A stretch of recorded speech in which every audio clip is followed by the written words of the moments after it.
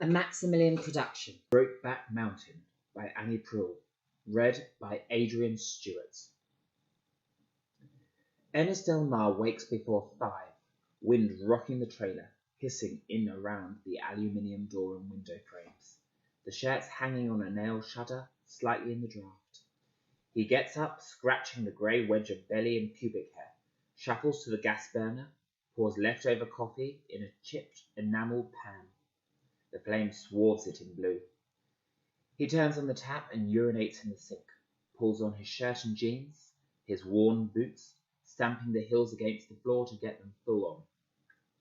The wind booms down the curved length of the trailer, and under its roaring passage he can hear the scratching of fine gravel and sand. It could be bad on the highway with the horse trailer.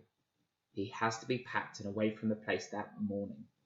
Again, the ranch is on the market, and they've shipped out the last of the horses, paid everybody off the day before, the owner saying, "Give 'em to the real estate. Shark, I'm out of here," dropping the keys in Ennis's hand. He might have to stay with his married daughter until he picks up another job. Yet he is suffused with a sense of pleasure, because Jack Twist was in his dream. The stale coffee is boiling up, but he catches it before it goes over the side, pours it into a stained cup and blows in the black liquid, lets a panel of the dream slide forward. If he does not force his attention on it, it might stoke the day, rewarm that old, cold time on the mountain when they owned the world and nothing seemed wrong. The wind strikes the trailer like a load of dirt coming off a dump truck, eases, dies, leaves a temporary silence. They were raised on poor, small ranches in opposite corners of the state. Jack Twist in Lightning Flat up on the Montana border, Ernest Delmar from around Sage near the Utah line, both high school dropout country boys with no prospects, brought up to hard work and privation, both rough-mannered, rough-spoken, inured to the stoic life. Ennis reared by his older brother and sister after their parents drove off the only curve on Dead Horse Road, leaving them $24 in cash and a 2-mortgage ranch. Applied at age 14 for a hardship license that let him make the hour-long trip from the ranch to high school. The pickup was old. No heater, 1 windshield wiper, and bad tires. When the transmission went, there was no money to fix it. He had wanted to be a sawmill, felt the word carried a kind of distinction, but the truck broke down short of it, pitching him directly into ranch work. In 1963, when he met Jack Twist, Ennis was engaged to Alma Biz. Both Jack and Ennis claimed to be saving for a small spread. In Ennis's case, that meant a tobacco can with 2 $5 bills inside. That spring, hungry for any job, each had signed up with farm and ranch employment. They came together on paper as herder and camp tender for the same sheep operation north of Signal. The summer range lay above the tree line in Forest Service land on Brokeback Mountain. It would be Jack Twist's second summer on the mountain, Ennis's first. Neither of them was 20. They shook hands at the chalky little trailer office in front of a table littered with scribbled papers, a Bakelite ashtray brimming with studs. The Venetian blinds hung askew and admitted a triangle of white light, the shadow of the foreman's hand moving into it. Joe Aguirre, wavy hand, the colour of cigarette ash and parted down the middle, gave them his point of view. "Forest Service got designated campsites on the allotment. Them camps can be a couple of miles from where we pasture the sheep. Bad predator life. Nobody near looking after them at night. What I want, camp tender in the main camp where the Forest Service says. But the herder," pointing at Jack with the top of his hand, "pitch a pop tent on the QT with the ship, out of sight, and he gonna sleep there. Eat supper, breakfast in camp, and sleep with the sheep. 100%. No fire. Don't leave no sign. Roll up that tent every morning in case Forest Service snoops around. Got the dogs your 30-30, sleep there. Last summer had goddamn near 25% loss. I don't want that again. You," he said to Ennis, taking in the ragged hair, the big nipped hands, the jeans torn, button-gaping shirt. Friday's 12 noon. Be down at the bridge with your next week list of mules. Somebody with supplies will be there in a pickup. He didn't ask if Ennis had a watch, but took a cheap round ticker on a braided cord from a box on the high shelf, wound and set it, tossed it to him, as if he weren't worth the reach. Tomorrow morning we'll truck you up the jumper. Pair of deuces going nowhere. They found a bar and drank beer through the afternoon, Jack telling Ennis about a lightning storm in the mountain the year before that killed 42 sheep, the particular stink of them and the way they bloated, the need for plenty of whiskey up there. He had shot an eagle, he said. Turned his head to show the tail feather in his hat band. At first glance, Jack seemed fair enough with his curly hair and quick laugh. But for a small man, he carried some weight in the haunch, and his smile disclosed buck teeth. Not pronounced enough to let him eat popcorn out of the neck of a jug, but noticeable. He was infatuated with the rodeo life and fastened his belt with a minor bull-riding buckle, but his boots were worn to the quick, holed beyond repair, and he was crazy to be somewhere, anywhere else than Lightning Flat.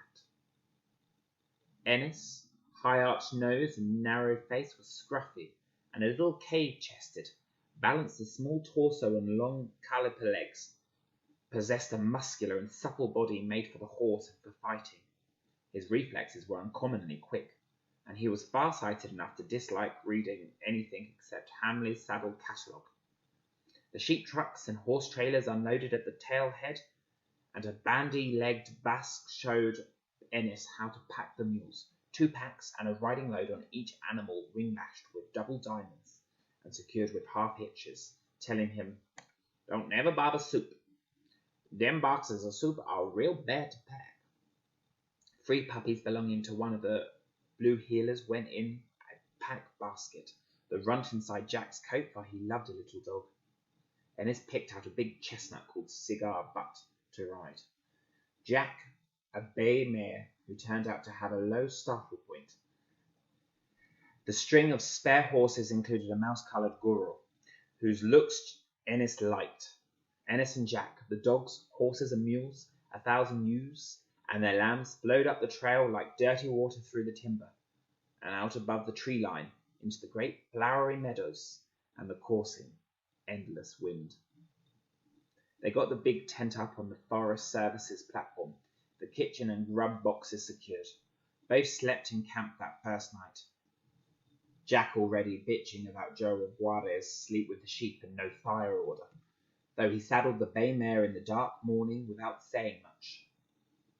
Dawn came glassy orange, stained from below by a gelatinous band of pale green. The sooty bulk of the mountain paled slowly, until it was the same colour as the smoke from Ennis's breakfast fire. The cold air sweetened.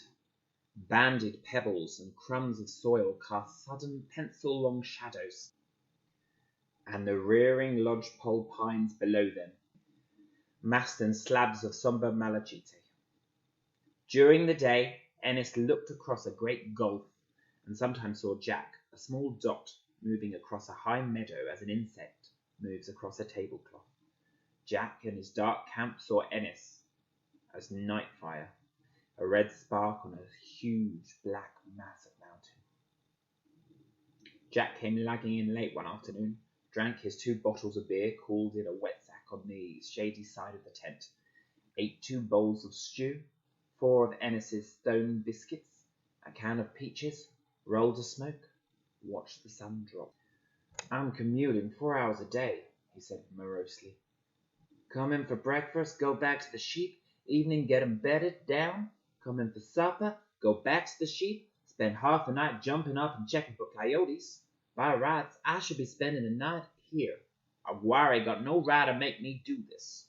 "You want to switch?" said Ennis. "I wouldn't mind herding. I wouldn't mind sleeping out there." "That ain't the point. Point is, we both should be in this camp, and that goddamn pup tent smells like cat piss or worse. Wouldn't mind being out there. Tell you what, you gotta get up a dozen times in the night out there over them coyotes. Happy to switch, but give you warning, I can't cook worth a shit. Plenty good with a can opener." Can't be no worse than me, then. Sure, I wouldn't mind to do it.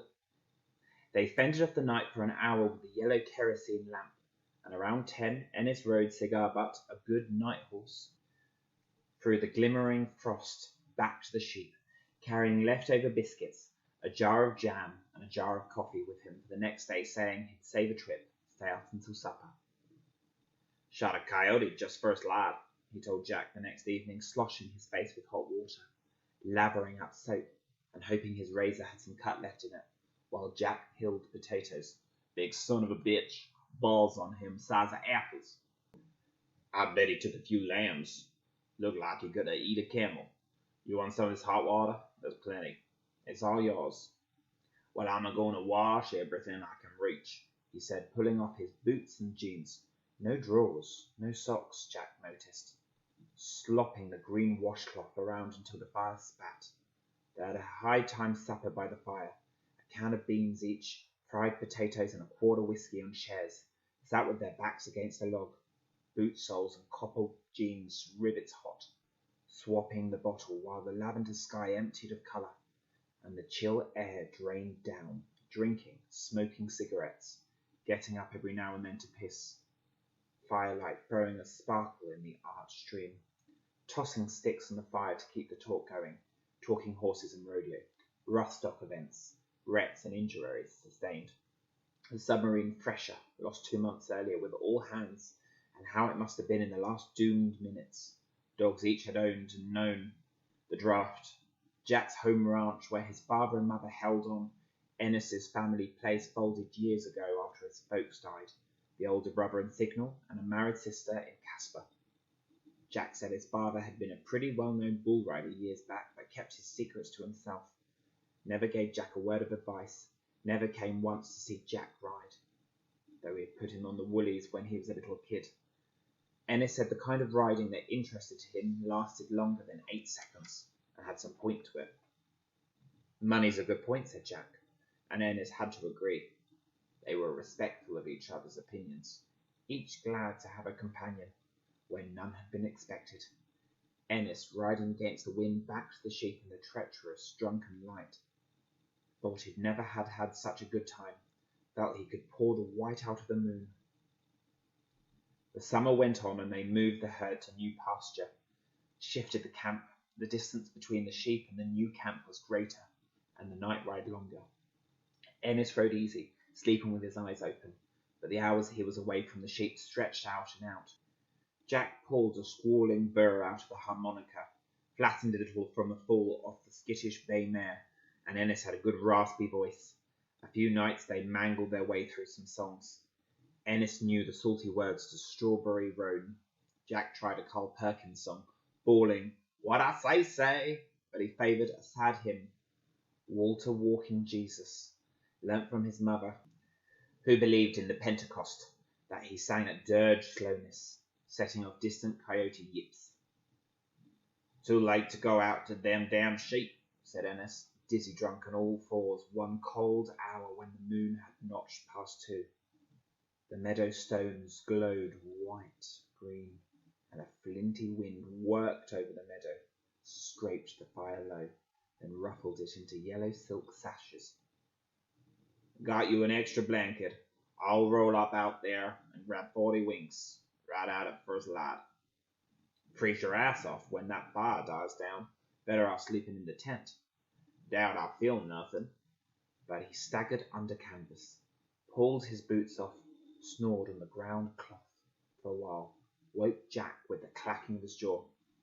"Jesus Christ, quit hammering and get over here. Bedroll's big enough," said Jack, in an irritable, sleep-clogged voice. It was big enough, warm enough, and in a little... Ennis ran full throttle on all roads, whether fence mending or money spending, and he wanted none of it when Jack seized his left hand and brought it to his erect cock. Ennis jerked his hand away as though he'd touched fire, got to his knees, and buckled his belt, shoved his pants down, hauled Jack onto all fours, and with the help of a clear slick and a little spit, entered him. Nothing he'd done before, but no instructional manual needed. They went at it in silence. except for a few sharp intakes of breath, and Jack's choked. Guns going off, then out, down, and asleep. Ennis woke in red dawn, with his pants around his knees, a top-grade headache, and Jack butted against him. Without saying anything about it, both knew how it would go for the rest of the summer. Sheep be damned. As it did go. They never talked about the sex. Let it happen. At first only in the tent at night, then in the full daylight, with the hot sun striking down, and at evening, in the fire glow, quick, rough laughing and snorting, no lack of noises, but saying not a goddamn word except once Ennis said, "I'm not no queer," and Jack jumped in with, "Me neither. A one-shot thing, nobody's business but ours." There were only the two of them on the mountain, flying in the euphoric, bitter air, looking down on the hawk's back and the crawling lights of vehicles on the plain below, suspended above ordinary affairs and distant from tame ranch dogs barking in the dark hours. They believed themselves invincible, not knowing Joe Aguirre had watched them through his 10x42 binoculars for 10 minutes one day, waiting until they'd buttoned up their jeans, waiting until Ennis rode back to the sheep before bringing up the message that Jack's people had sent word that his Uncle Harold was in the hospital with pneumonia and expected not to make it. Though he did, and Aguirre came up again to say so, fixing Jack with his bold stare, not bothering to dismount. In August, Ennis spent the whole night with Jack in the main camp, and in a blowy hailstorm, the sheep took off west and got among a herd in another allotment. It was a damn miserable time for 5 days, Ennis and a Chilean herder with no English, trying to sort them out, the task almost impossible as the paint brands were worn and faint this late season. Even when the numbers were right, Ennis knew the sheep were mixed. In a disquieting way, everything seemed mixed.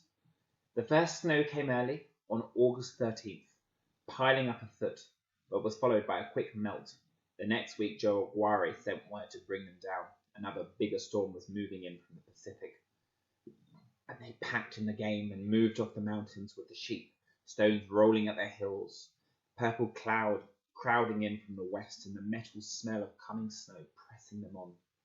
The mountain boiled with demonic energy, glazed with flickering, broken cloud lights. The wind combed the grass and drew from the damaged crumholts and slip rock a bestial drone. As they descended the slope, Ennis felt he was in a slow motion, that headlong, irreversible fall. Joe Aguirre paid them, said little. He had looked at the milling sheep with a sour expression, said, "Some of these never went up there with you." The count was not what he'd hoped for either. Ranch stiffs never did much of a job. "You gonna do this next summer?" said Jack to Ennis in the street, one leg already up in his green pickup. The wind was gusting hard and cold. "Maybe not." A dust plume rose and hazed the air with fine grit, and he squinted against it. "Like I said, Elmer and me's getting married in December.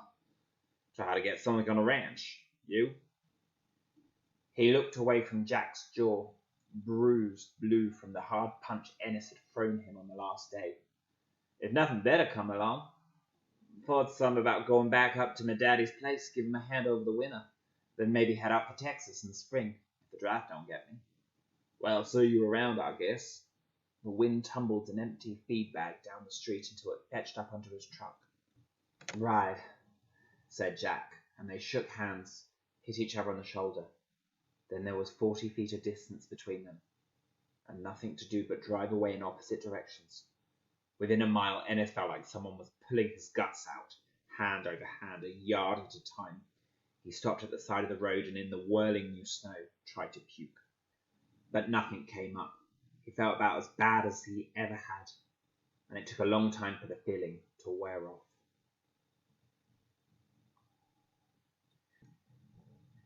In December, Ennis married Alma Beers and had her pregnant by mid-January. He picked up a few short-lived ranch jobs and settled in as a wrangler on the old Elwood high-top place north of Lost Cabin in Washakie County. He was still working there in September when Alma Jr., as he called his daughter, was born, and their bedroom was full of the smell of old blood and milk and baby shit. and the sounds of squalling and sucking and Alma's sleepy groans all reassuring of fecundity and life's continuance to one who worked with livestock. When the high top folded, they moved to a small apartment in Riverton up over a laundry.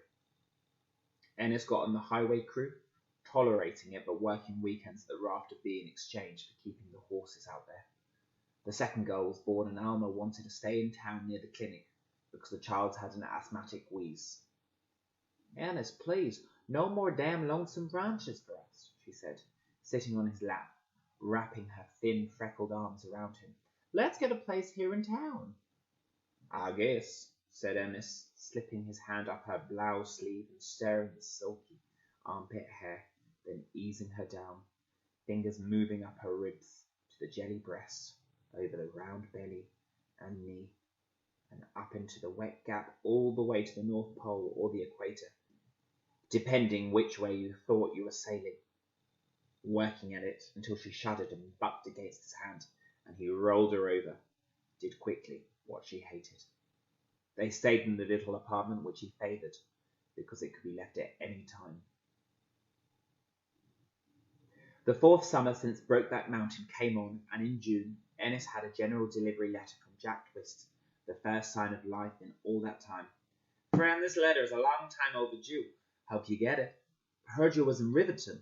I'm coming through on the 24th. Thought I'd stop and buy you a beer. Drop me a line if you can. Say if you're there." The return address was Childress, Texas. Ennis wrote back, "You bet," gave the Riverton address. The day was hot and clear in the morning, but by noon the clouds had pushed up out of the west, rolling a little sultry air before them. Ennis, wearing his best shirt, white with wide black stripes, didn't know what time Jack would get there, and so had taken the day off, paced back and forth, looking down into a street pale with dust. Alma was saying something about taking his friend the knife and fork for supper instead of cooking. It was so hot they could get a babysitter. But Ennis said more likely he'd just go out with Jack and get drunk. Jack was not a restaurant type, he said, thinking of the dirty spoons sticking out of the cans of cold beans balanced on the lock. Late in the afternoon, thunder growling, that same old green pickup rolled in, and he saw Jack get out of the truck, beat up resistor, tilted back. A hot jolt scolded Ennis, and he was out on the landing, pulling the door closed behind him. Jack took the stairs 2 and 2. They seized each other by the shoulders, hugging mightily, squeezing the breath out of each other, saying, "Son of a bitch, son of a bitch." Then, and as easily as the right key turns the lock tumblers, their mouths came together and hard, Jack's big teeth bringing blood, his hat falling to the floor, stubble rasping, wet saliva welling, and the door opening, and Alma looking up for a few seconds at Ennis's straining shoulders and shutting the door again, and still they clinched, pressing chest and groin and thigh and leg together, treading on each other's toes until they pulled apart to breathe, and Ennis, not big on endearment, said what he said to his horses and daughters, "Little darling." The door opened again a few inches, and Alma stood in the narrow light. What could he say? "Alma, this is Jack Twist. Jack, my wife, Alma." His chest was heaving. He could smell Jack, the intensely familiar odour of cigarettes, musky sweat, and a faint sweetness like grass, and with it the rushing cold of the mountain. "Alma," he said, "Jack and me ain't seen each other in 4 years," as if it were a reason.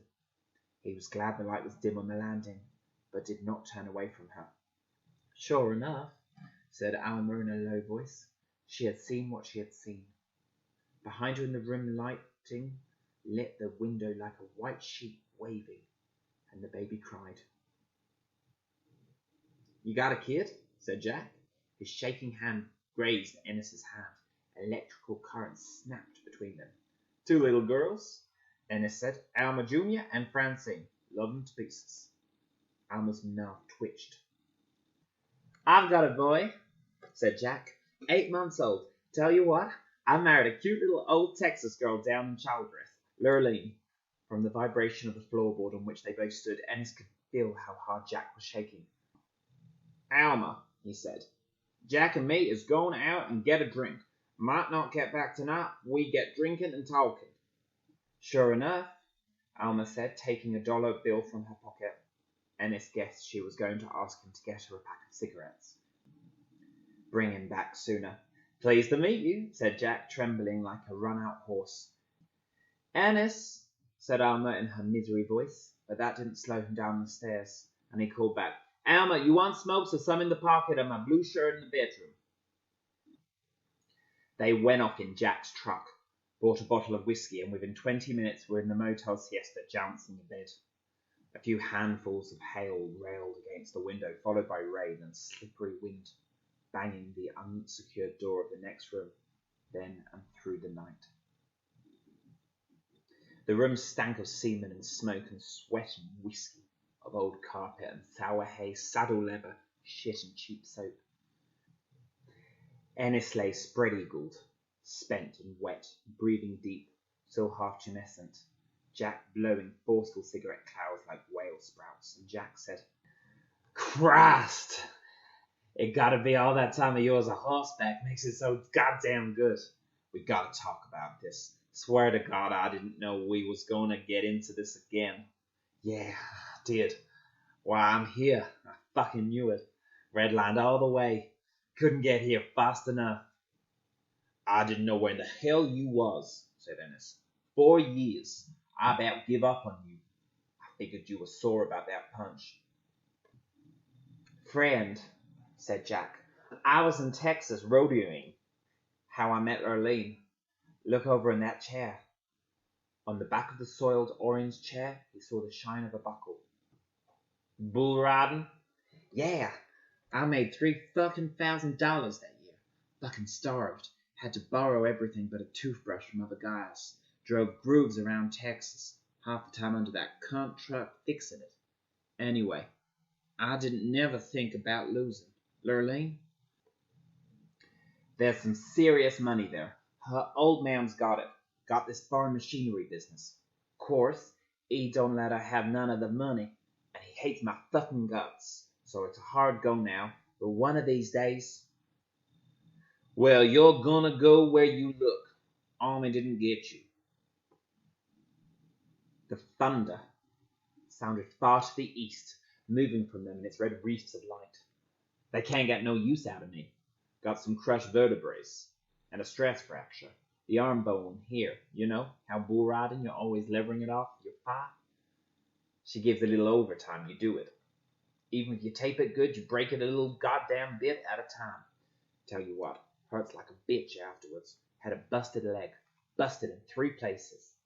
Come off the bull, and it was a big bull with a lot of drop. He got rid of me in about 3 flat, and he comes after me, and he's sure faster. Lucky enough, a friend of mine got his oil checked with a horn dipstick, and that was all she wrote. Bunch of other things. Fucking busted ribs, sprains and pains, torn ligaments. See, it ain't like it was in my daddy's time. It's guys with money go to college, trained athletes. You gotta have some money to rodeo now. Lurleen's old man wouldn't give me a dime if I dropped it, except one way, and I know enough about the game now. So I see that I ain't never gonna be on the bubble. Other reasons, I'm getting out while I still can walk. Ennis pulled Jack's hand to his mouth, took a hit of the cigarette, exhaled. Sure as hell seems in one piece to me. You know, I was sitting up there all that time trying to figure out if I was... I know I ain't. I mean, here we both got wives and kids, right? I like doing it with women. Yeah, but Jesus H. Ain't nothing like this. I ain't never had no thoughts of doing it with another guy, except I sure ran out 100 times thinking about you. You do it with other guys, Jack? Shit, no, said Jack, who had been riding more than bulls, not rolling his own. You know that. Old Brokeback got us good, and it sure ain't over. We gotta work out what the fuck we're gonna do now. That summer, said Ennis, when we split up after we got paid out, I had gut cramps so bad I pulled over and tried to puke. Thought I ate something bad at that place in Du Bois. Took me about a year to figure out it was that I shouldn't have let you out of my sights. Too late then by a long while. Friend, said Jack, We got us a fucking situation here. Gotta figure out what to do. I doubt there's nothing now we can do, said Ennis. What I'm saying, Jack, I built a life up in them years. Love my little girls, Alma. It ain't her fault. You got your baby and wife, that place in Texas. You and me can't hardly be decent together if what happened back there.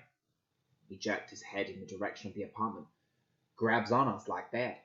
We do that in the wrong place, we'll be dead. There's no brains on this one. It scares the piss out of me. Gotta tell you, friend. Maybe somebody's seen us that summer. I was back there the last June thinking about going back. I didn't. Lit up for Texas instead, and Joe Aguirre's in the office, and he says to me, you boys found a way to make the time pass up there, didn't you? And I gave him a look, but when I went out, I seen he had a big-ass pair of binoculars hanging off his rear view. He neglected to add that the foreman had leaned back in his squeaky wooden tilt chair, said, Twist, you guys ain't getting paid to leave the dog to babysit the sheep while you stem the rows and decline to rehire him, he went on. Yeah, that little punch of yours surprised me. I never figured you to throw a dirty punch. I come up under my brother K.E., 3 years older than me. Slugged me silly every day.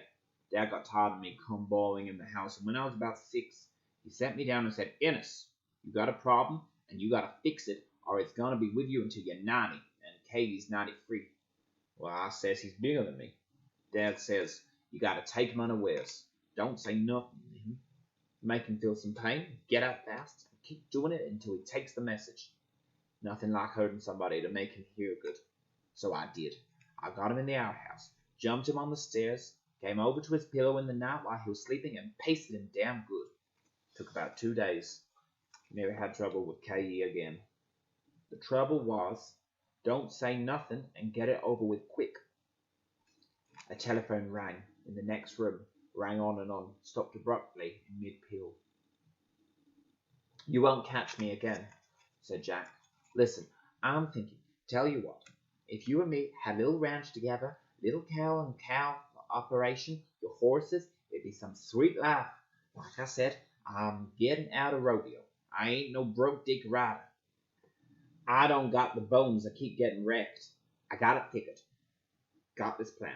Ennis, how we can do it. You and me, Lurleen's old man. You bet he'd give me a bunch if I'd get lost. Already more or less said it. Whoa. It ain't gonna be that way. We can't. I'm stuck with what I got, caught in my own loop. Can't get out of it, Jack. I don't want to be like them guys you see around sometimes. And I don't want to be dead. There were these 2 old guys, ranched together down home, Earl and Rich. Dad would pass a remark when he'd seen them. They was a joke even though they was pretty tough old birds. I was, 9 years old, and they found Earl dead in an irrigation ditch. They took a tire iron to him, spurred him up, drug him around by his dick until it pulled off, just bloody pulp. What the tire iron done looked like pieces of burnt tomatoes. All over him. Nose tore down from skidding on gravel. You seen that? Dad made sure I'd seen it. Took me to see it. Me and K.E. Dad laughed about it. Hell, for all I know, he'd done the job. If he was alive and was to put his head in that door right now, you bet he'd go get his tire iron. 2 guys living together? No. All I can see is we get together once in a while, way the hell out in the back of nowhere. How much is once in a while, said Jack. Once in a while every 4 fucking years? No, said Ennis, forbearing to ask whose fault it was. I goddamn hated that you were going to drive away in the morning, and I'm going back to work. But if you can't fix it, you gotta stand it, he said. Shit, I've been looking at people on the street. This happen to other people? What the hell do they do? It don't happen in Wyoming, and if it does, I don't know what they do. Maybe go to Denver, said Jack, sitting up, turning away from him. And I don't give a flying fuck. Son of a bitch, Ennis. Take a couple of days off. Right now. Get us out of here. Throw your stuff in the back of my truck, and let's get up in the mountains. Couple of days. Call Alma up and tell her you're going. Come on, Ennis. You just shot my airplane out of the sky. Give me something to go on. This ain't no little thing. What's happening here? The hollow ringing began again in the next room, and as if he were answering it, Ennis picked up the phone on the bedside table, dialed his own number. A slow corrosion worked between Ennis and Alma. No real trouble, just widening water. She was working at a grocery store clerk job, so she'd always have to work to keep ahead of the bills and what Ennis made. Alma asked Ennis to use rubbers because she dreaded another pregnancy. He said no to that. Said he would be happy to leave her alone if she didn't want any more of his kids. Under her breath, she said, I'd have them if you'd support them. And under that thought, anyway, what you'd like to do, don't make too many babies. Her resentment opened up a little every year. The embrace she had glimpsed, Ennis's fishing trips once or twice a year with Jack Twist, and never a vacation with her and the girls, his disinclination to step out and have any fun, his yearning for low-paid, long-houred ranch work, his propensity to roll to the wall and sleep as soon as he hit the bed, his failure to look for a decent permanent job with the county or the power company, put her in a long, slow dive. And when Alma Jr. was 9 and Francine 7, she said, what am I doing hanging around with him? Divorced Ennis and married the Riverton grocer. Ennis went back to ranch work, hired on here and there, not getting much ahead, but glad enough to be around stock again, free to drop things, quit if he had to, and go into the mountains at short notice.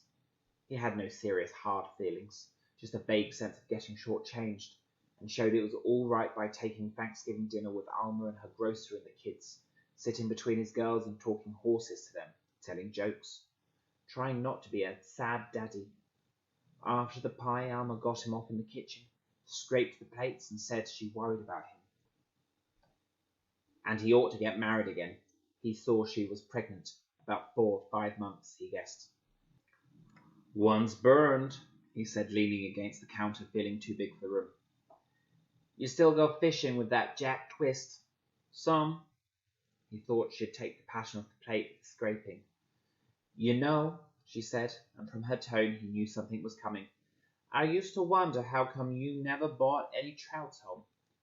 Always said you caught plenty. So one time I got your krill case open the night before you went on one of your little trips. Price tag still on it after 5 years. And I tied a note on the end of the line. It said, hello, Ennis. Bring some fish home. Love, Alma. And then you came back and said you caught a bunch of browns and ate them up. Remember? I looked in the case when I got a chance, and there was my note still tied there, and that line hadn't touched water in its life. As though the word water had called out its domestic cousin, she twisted the faucet, sluiced the plates. That don't mean nothing. Don't lie. Don't try to fool me, Ennis. I know what it means. Jack Twist. Jack Nasty. You and him. She overstepped his line.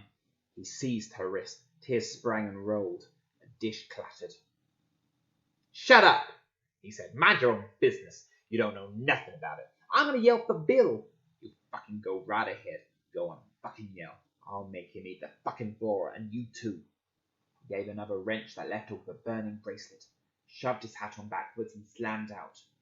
He went to the Black and Blue Eagle bar that night, got drunk, had a short, dirty fight and left. He didn't try to see his girls for a long time, figuring they would look him up when they got the sense and years to move out from Alma.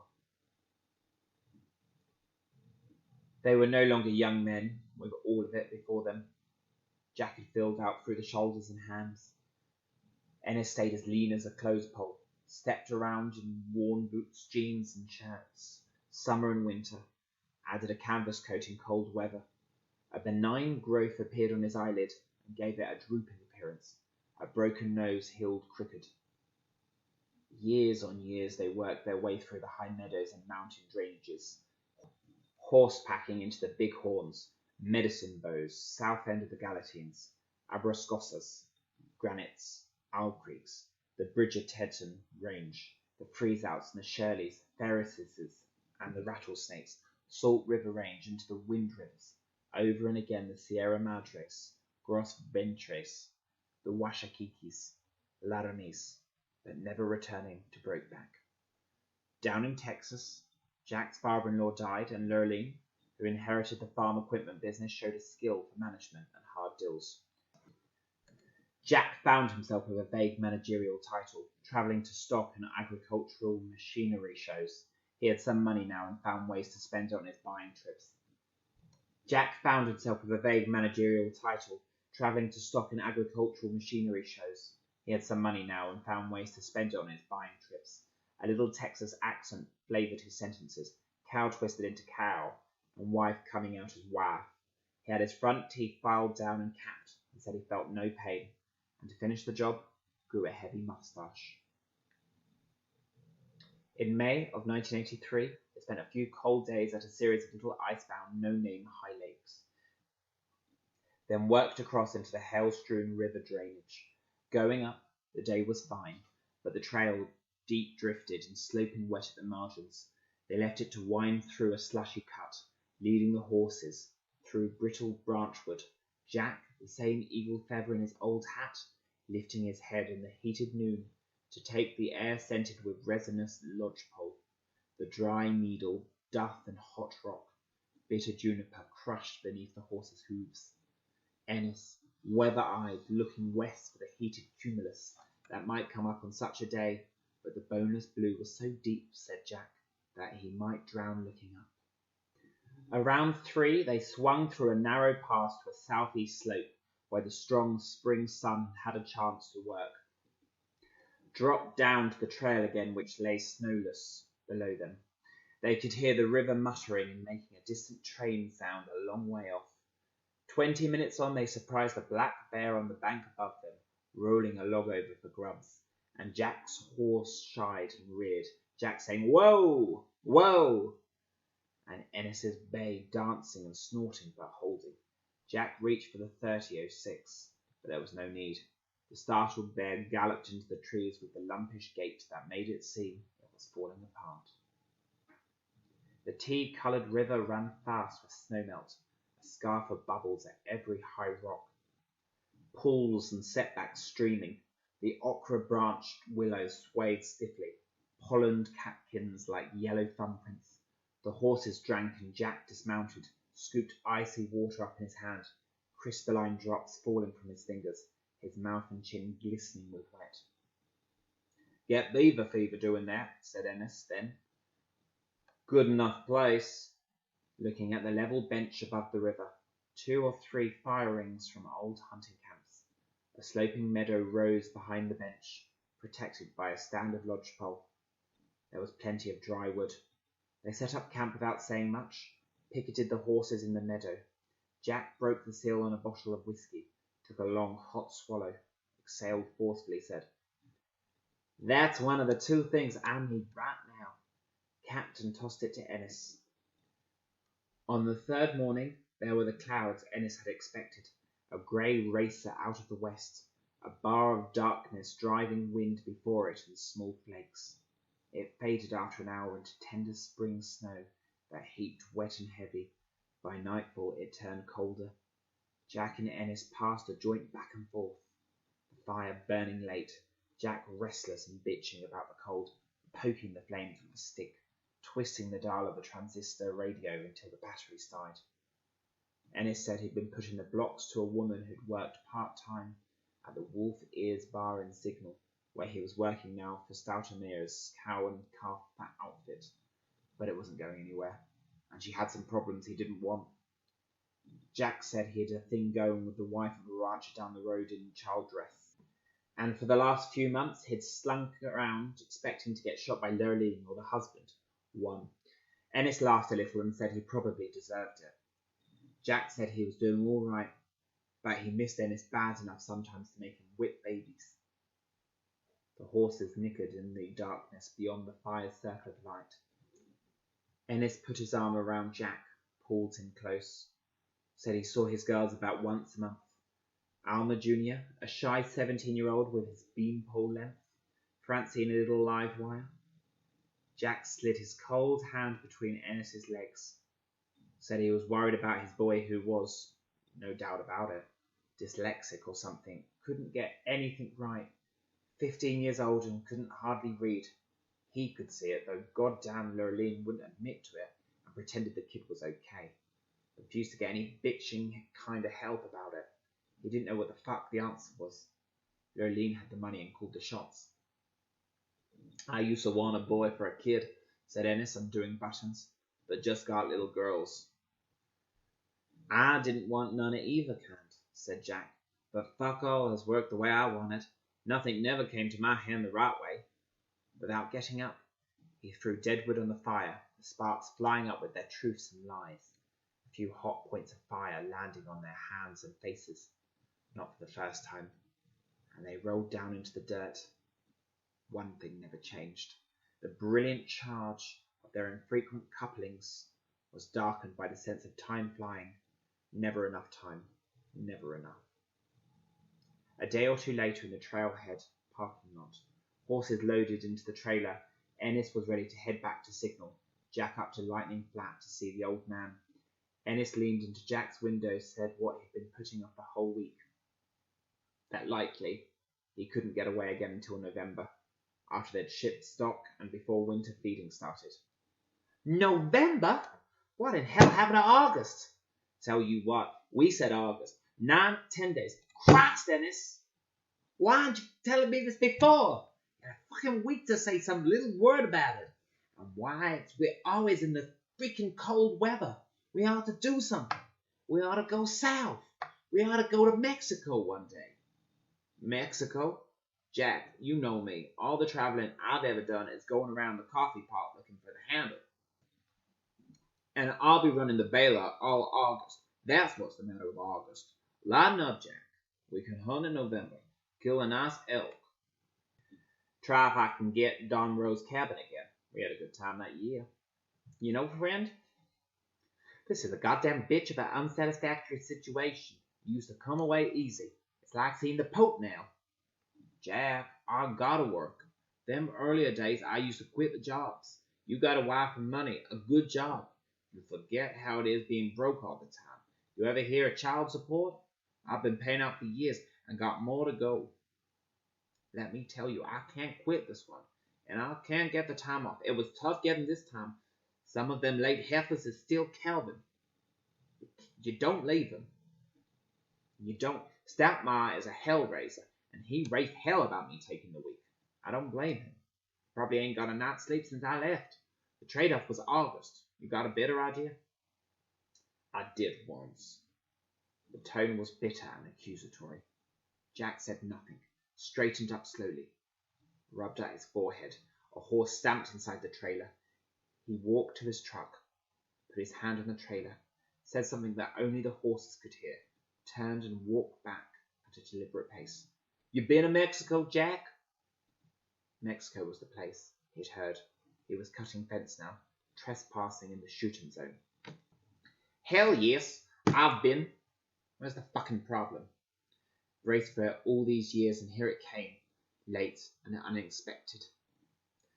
I gotta say this to you one time, Jack, and I ain't fooling. What I don't know, said Ennis. All them things I don't know could get you killed if I should come to know them. Try this one, said Jack, and I'll say it just one time. Tell you what, we could have had a good life together, a fucking real good life. You wouldn't do it, Ennis. So what we got now is Brokeback Mountain. Everything built on that. It's all we got. Boy, fucking all. So I hope you know that. If you don't never know the rest, count the damn few times we've been together in 20 years. Measure the fucking short leash you keep me on. Then ask me about Mexico, and then tell me you'll kill me for needing it and not hardly never getting it. You got no fucking idea how bad it gets. I'm not you. I can't make it on a couple of high-attitude fucks once or twice a year. You're too much for me, Ennis. You son of a whoresome bitch. I wish I knew how to quit you. Like vast clouds of steam from thermal springs in winter, the years of things unsaid are now unsayable. Admissions, declarations, shames, guilts, fears rose around them. Ennis stood as if heart-shot, face grey and deep-lined, grimacing, eyes screwed shut, fists clenched, legs caving, hit the ground on his knees. Jesus, said Jack. Ennis! But before he was out of the truck trying to guess if it was heart attack or the overflow of an incendiary rage, Ennis was back on his feet, and somehow as a coat hanger was straightened to open a locked door and then bent again to its original shape, they talked things almost to where they had been. For what they said was no news, nothing ending, nothing begun, nothing resolved.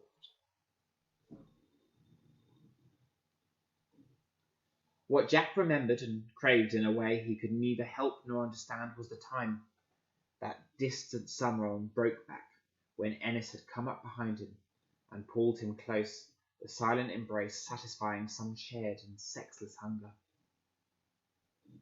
They had stood that way for a long time, in front of the fire, its burning, tossing, ruddy chunks of light, the shadow of their bodies a single column against the rock. The minutes ticked by from the round watch in Ennis's pocket, from the sticks in the fire setting into coals. Stars bit through the wavy heat layers above the fire. Ennis's breath came slow and quiet. He hummed, rocked a little in the sparklight, and Jack leaned against the steady heartbeat, the vibrations of the humming like faint electricity, and standing, he fell into sleep that was not sleep, but something else drowsy and tranced, until Ennis, dredging up a rusty but still usable phrase from the childhood time before his mother died, said, "Time to hit the hay, cowboy. I gotta go. Come on, you're sleeping on your feet like a horse," and gave Jack a shake, a push, and went off in the darkness. Jack heard his spurs tremble as he mounted, the words, "See you tomorrow," and the horse's shuddering snort, grind of hoof on stone.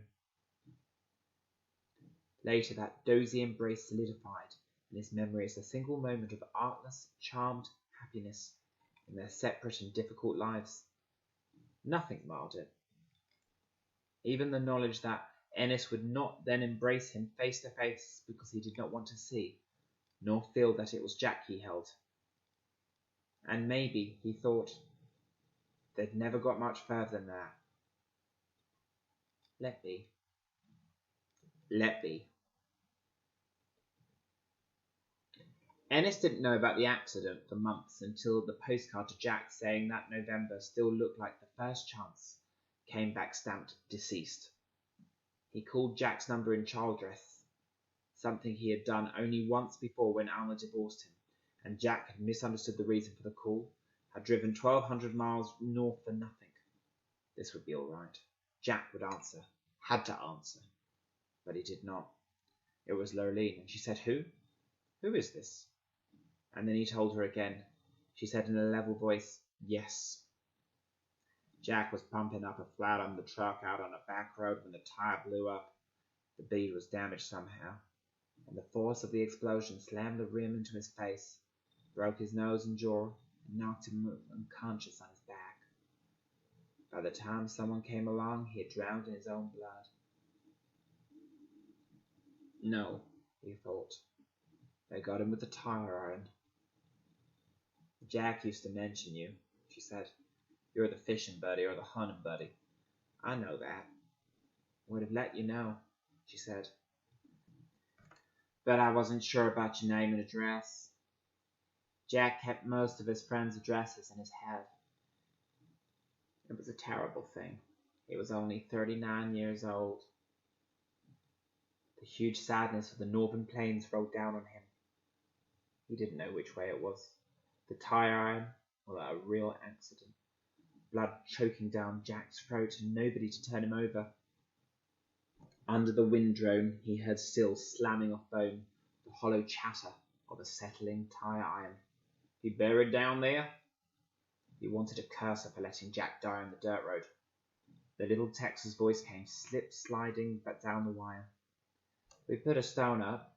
He used to say he wanted to be cremated. Ashes scattered on Brokeback Mountain. I didn't know where that was, so he was cremated like he wanted. And like I say, half his ashes was interned here, and the rest I sent up to his folks.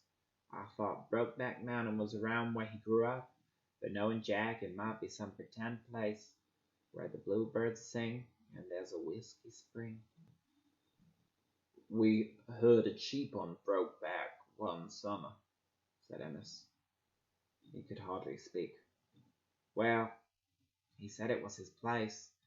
I thought he meant to get drunk. Drink whiskey up there. He drank a lot. His folks still up in Lightning Flat. Oh, yeah. They'll be there until they die. I never met them. They didn't come down for the funeral. You get in touch with them. I suppose they'd appreciate it if his wishes was carried out. No doubt about it. She was polite, but the voice was cold as snow.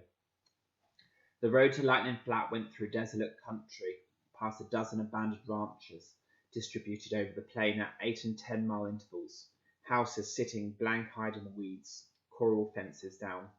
The mailbox read John C. Twist. The ranch was a meagre little place, leafy spurge taking over. The stock was too far distant for him to see their condition, only that they were black baldies. A porch stretched across the front of the tiny brown stucco house. 4 rooms, 2 down, 2 up. Ernest sat at the kitchen table with Jack's father, Jack's mother, stout and careful in her movements, as though recovering from an operation, said, "Want some coffee, don't you? Piece of cherry cake?" "Thank you, ma'am. I'll take a cup of coffee, but I can't eat no cake just now." The old man sat silent, his hands folded on the plastic tablecloth, staring at Ennis with an angry, knowing expression. Ennis recognized in him a not uncommon type, with the hard need to be the stud duck in the pond. He couldn't see much of Jack in either one of them. Took a breath. "I feel awful bad about Jack. Can't begin to say how bad I feel. I knew him a long time. I came up to tell you that if you want me to take his ashes up there on Brokeback like his wife says he wanted, I'd be proud to." There was a silence. Ennis cleared his throat but said nothing more. The old man said, "Tell you what, I know where Brokeback Mountain is." He thought it was too goddamn special to be buried in the family plot. Jack's mother ignored this, said, "He used to come home every year, even after he was married and down in Texas, and help his daddy on the ranch for a week, fix the gates and mow it off. I kept his room like it was when he was a boy, and I think he appreciated that. You are welcome to go up in his room if you want." The old man spoke angrily. "I can't get no help out here. Jack used to say, Ennis Del Mar. He used to say, I'm gonna bring him up here one of these days, and we'll lick this damn ranch into shape. He had some half-baked idea the two of you was gonna move up here, build a log cabin, and help me run this ranch. I'd bring it up. Then this spring he's got another one going to come up here with him and build a place and help run the ranch. Some ranch neighbor of his from down in Texas. He gonna split up with his wife and come back here. So he says, but like most of Jack's ideas, it never came to pass." So now he knew. It had been the tire iron. He stood up and said, "You bet he'd like to see Jack's room." Recalled one of Jack's stories about this old man. Jack was dick-chipped, and the old man was not.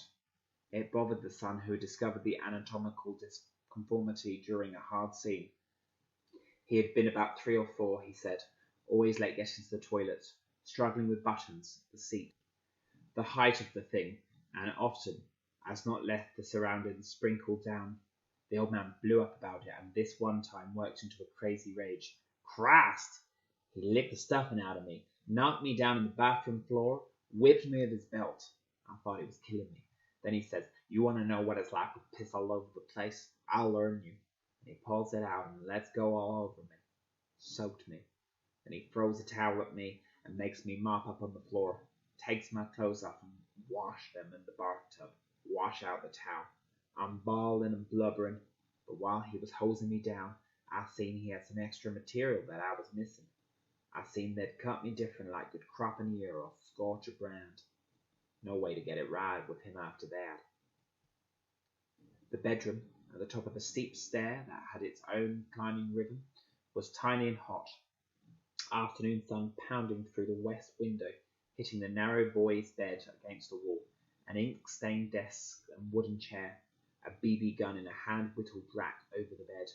The window looked down the gravel road stretching south, and it occurred to him that for his growing-up years, that was the only road Jack knew. An ancient magazine photograph of some dark-haired movie star was taped to the wall beside the bed, the skin tone gone magenta. He could hear Jack's mother downstairs running water, filling the kettle and setting it back on the stove, asking the old man a muffled question. The closet was a shallow cavity with a wooden rod braced across, a faded cretonne curtain on a string closing it off from the rest of the room. In the closet hung 2 pairs of jeans, creased-ironed and folded neatly over wire hangers.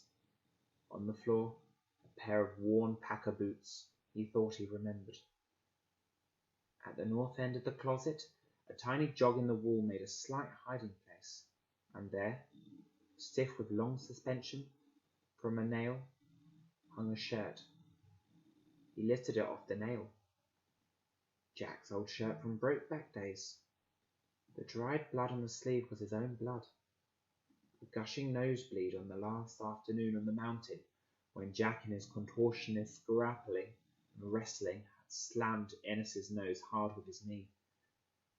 He had staunched the blood which was everywhere, all over both of them, with his shirt sleeve. But the staunching hadn't held because Ennis had suddenly swung from the deck and laid the ministering angel out in the wild columbine, wings folded. The shirt seemed heavy, until he saw there was another shirt inside it, the sleeves carefully worked down inside Jack's sleeves. It was his own plaid shirt, lost, he thought, long ago in some damn laundry. His dirty shirt, the pocket ripped, buttons missing, stolen by Jack and hidden here inside Jack's own shirt, the pair like 2 skins, one inside the other, 2 in one. He pressed his face into the fabric and breathed in slowly through his mouth and nose, hoping for the faintest smoke and mountain sage and salty sweet stink of Jack. But there was no real scent, only the memory of it, the imagined power of Brokeback Mountain, of which nothing was left but what he held in his hands. In the end, the stud duck refused to let Jack's ashes go. Tell you what, we got a family plot and he's going in it. Jack's mother stood at the table, coring apples with a sharp, serrated instrument. You come again, she said. Bumping down the washboard road, Ennis passed the country cemetery, fenced with sagging sheep wire, a tiny fence square on the Wailing Priory. A few graves bright with plastic flowers, and didn't want to know Jack was going in there, to be buried on the grieving plain. A few weeks later on the Saturday, he threw all Stoutermeyer's dirty horse blankets into the back of his pickup and took them down to the quick-stop car wash to turn the high-pressure spray on them. When the wet, clean blankets were stowed in the truck bed, he stepped into Higgins's gift shop and busied himself with the postcard rack. Ennis, what are you looking for rooting through them postcards? Said Linda. Higgins, throwing a sopping brown coffee filter into the garbage can. Seen a Brokeback Mountain. Over in Fairmont County? No, north of here. I didn't order none of them. Let me get you the order list. They got it. I can get you 100. I got an order some more cards anyway. One's enough, said Ernest. When it came, 30 cents, he pinned it up in his trailer, brass-headed tack in each corner. Below it he drove a nail, and on the nail he hung the wire hanger, and the 2 old shirts were suspended from it. He stepped back and looked at the ensemble through a few stinging tears. Jack, I swear, he said, though Jack had never asked him to swear anything, and was himself not the swearing kind. Around that time, Jack began to appear in his dreams. Jack, as he had first seen him, curly-headed and smiling, and buck-toothed, talking about getting up off his pockets and into the control zone. But the can of beans with the soup handle jutting out and balanced on the log was there as well, in a cartoon shape, and lurid colours that gave the dreams a flavour of comic obscenity. The spoon handle was the kind that could be used as a tire iron, and he would wake sometimes in grief, sometimes with the old sense of joy and release, the pillows sometimes wet, sometimes the sheets. There was some open space between what he knew and what he tried to believe, that nothing could be done about it, and if you can't fix it, you've got to stand it.